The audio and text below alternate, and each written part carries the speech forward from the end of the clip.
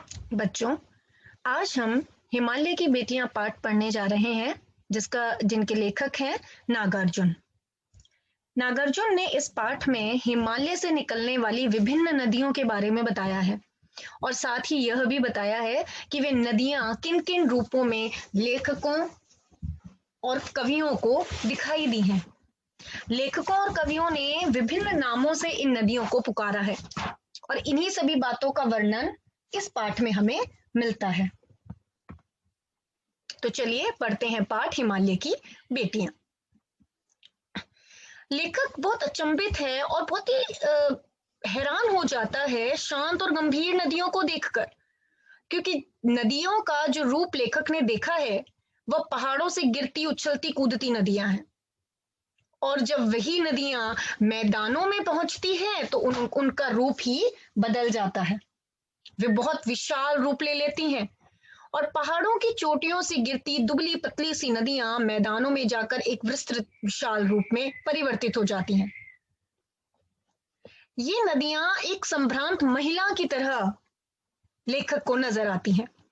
लेखक कहता है कि मेरे मन में इन नदियों को देखकर आदर और श्रद्धा के भाव उत्पन्न हो जाते हैं।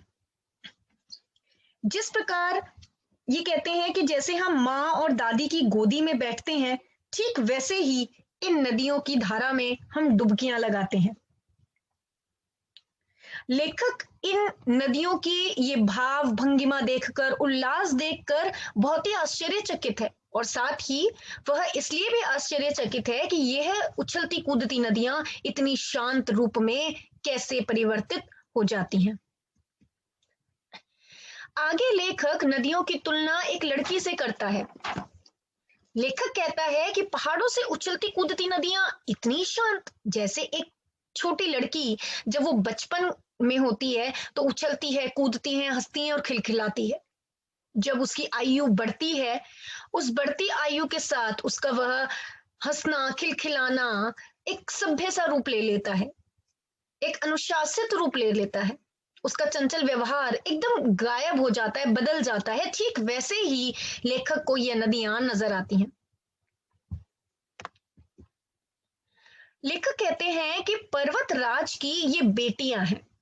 पर्वतराज हिमालय से निकलने वाली ये नदियां लेखक को उसकी बेटियों के समान लगती है। लेखक कहता है हिमालय इनका पिता है और समुद्र हिमालय का दामाद। जब नदियां निकलती हैं पर्वत की चोटी से, हिमालय की चोटी से, तो उनका उद्देश्य होता है समुद्र तक पहुंचना।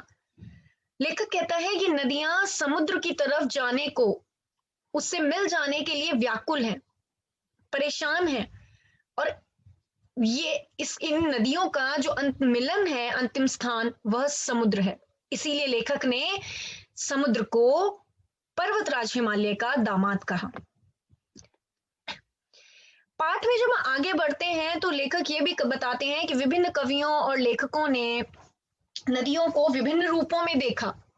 काका कालेलकर जो हैं वो नदियों को लोक माता कहते हैं।